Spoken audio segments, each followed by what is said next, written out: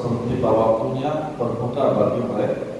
Nah, ini balasan hukuman bagi orang yang meninggalkan puasa Ramadan tanpa uzur. Terlebih lagi, makan minum disaksikan oleh kaum muslimin yang sedang berpuasa. Makanya statement orang yang tidak berpuasa harus orang yang berpuasa menghormati yang tidak berpuasa itu kembali.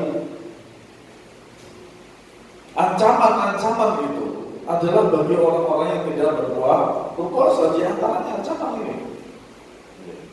Sudah balik, sudah akil, ada kemampuan, kemudian dia tidak berpuasa. Ya ini balasannya nanti.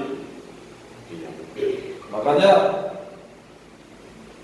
kadang kita tidak terlalu pengen memikirkan secara berat, melihat sebagai kaum muslimin yang tidak berpuasa. Kita husnudonnya apa? Dia bukan seorang muslim. Sebenarnya berarti juga husnudon semacam itu.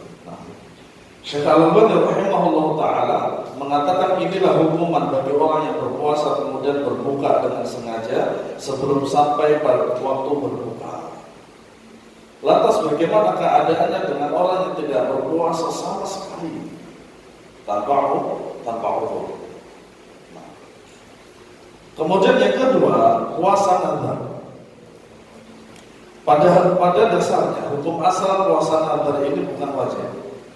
Bukan wajib. Jika seseorang bernazar untuk